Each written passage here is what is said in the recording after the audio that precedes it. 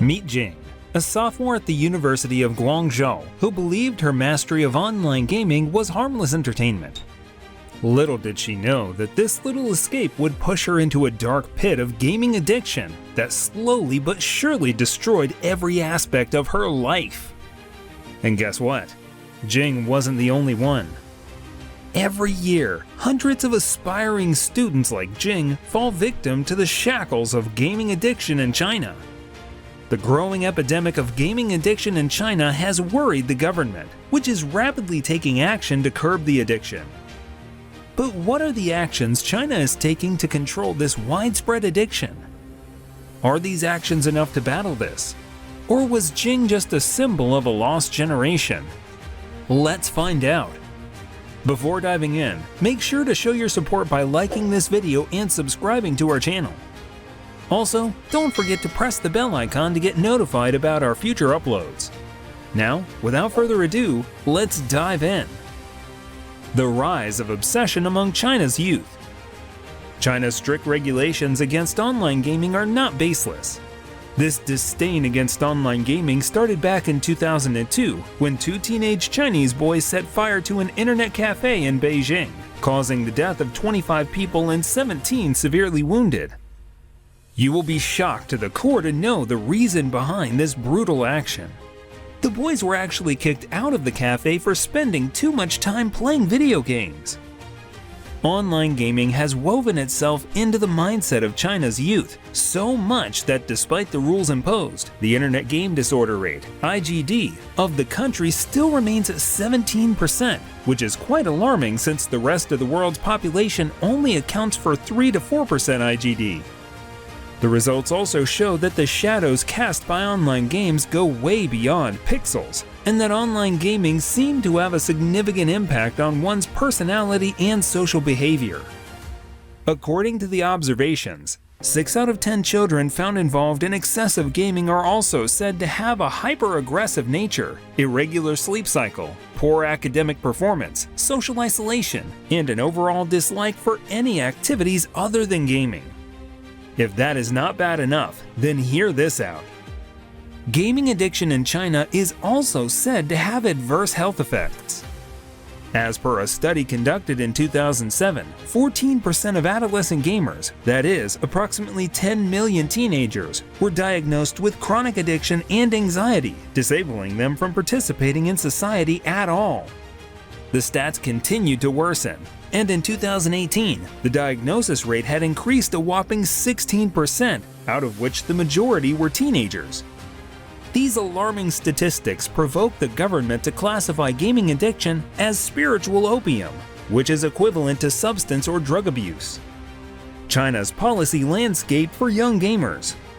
Stunned by the statistics and the rapidly occurring incidents, the Chinese government knew that immediate actions had to be taken, and thus, in November 2019, the Chinese government voted to impose a country-wide restriction on gaming for adolescents. This law limited all minors from playing games for only 1.5 hours on weekdays and 3 hours on weekends. Additionally, these were to be played from 9 a.m. to 10 p.m. These regulations had barred citizens under 18 from visiting internet cafes. China's biggest online gaming platforms, Tencent and NetEase, were revamped to require full names and national identification numbers while logging in to ensure that no individuals under 16 get to play outside the imposed time boundary. Platforms like Tencent took these regulations quite seriously and went as far as incorporating a facial recognition feature at their login portal, which will restrict minors from logging in past 10 p.m. Sadly, these regulations were not enough to yield positive results, and as of January 2020, the IDG remained at an astonishing 16.9%. The Chinese government took one step ahead by completely banning all adolescents from playing online games during weekdays, whereas the limitation of 3 hours on weekends remained the same. Major gaming corporations like Steam were completely wiped out of the country, which surely caused China some serious financial losses, but as it turns out, the government was looking at the bigger picture here. Almost all video games were revamped to introduce facial recognition. The government did not just stop there. Efforts were made to remove all violent and graphic effects from video games and replace them with something less disturbing. While the implementation faced a backlash from the youth of China, the government's actions were praised by multiple countries, including Australia and Germany. Now, the main question here is, have all these efforts brought out any results or gone in vain? Well, as of November 2022, the Chinese industry body announced its initial victory in this long-fought war against online gaming addiction. And it turns out statistics are on their side. Recent surveys show that around 75% of under 18 Chinese have managed to bring down their online gaming by 2 to 3 hours a week, which is quite big considering that the average gaming rate in the US remains at 8 hours per week. How do China's rules reshape the gaming giants? While the mainstream Chinese media celebrates the victory in curbing gaming addiction, it must be remembered that the government plans on reversing or loosening up the policy. If there is any change, the government has increased new limitations on the in-reward system of games, and thus, minors are only allowed to spend a certain amount. While these actions are certainly applaudable, there are lingering questions. Questions like, what about gaming giants who have invested millions in these games? How will China's game policies affect them? Well, simply put, the future seems quite dark for them. This might alarm you since the Chinese government has loosened its grip on gaming companies for the past 18 months after seeing the improvement in numbers. So, what caused the policymakers to throw this bombshell of news at the market out of nowhere?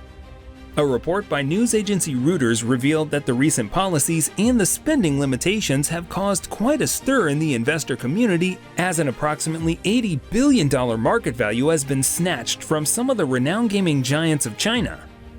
With the holiday season approaching, the government was quite concerned about the possible relapse in gaming addiction, and to prevent any such damage, Beijing released the first official drafts of its in-game spending limits. This announcement didn't quite sit well with the investors, as the news about Tencent losing 12.4% market value, which we must add is the lowest they have tipped since November 2022, spread around. This was followed by NetEase's decrease of 24.6% and Bilibili's loss of 9.7%. In a recent interview with CNBC, Stansberry research analyst Tom Brikengo stated, "The most recent regulatory move on the online gaming industry is the last thing the market was hoping to hear out of Beijing, and we 100% agree with him."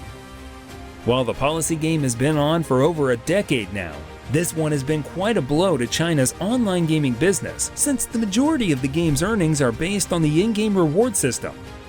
Surprisingly, while the policy update has completely shaken the corporations, there hasn't been any backlash either through mainstream media or social media platforms.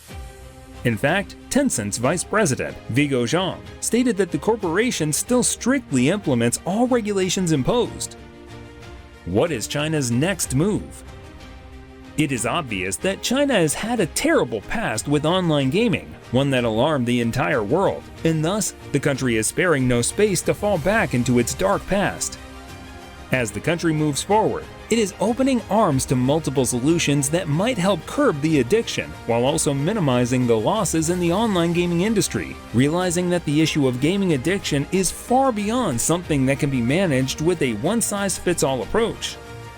The government is looking beyond legal impositions and is moving forward with a somewhat collaborative approach to dealing with this issue. The main players in the plan are schools, social media, and the gaming industry. Additionally, support networks and counseling services have become a normal phenomenon in China to help out those struggling with an addiction. The once loathed gaming technology has now become a tool to fight off addiction, with new games being developed with specially built-in features to avoid playing for long duration times or outside the curfew. All in all, the country seems to have taken all preventative measures to resolve this issue. So far, they've gotten positive results. Still, we can't help but wonder if these new statistics are just a temporary break before we hear the tragic story of another student like Jing. Is the game finally over, or are we heading for another reset? Only time will tell.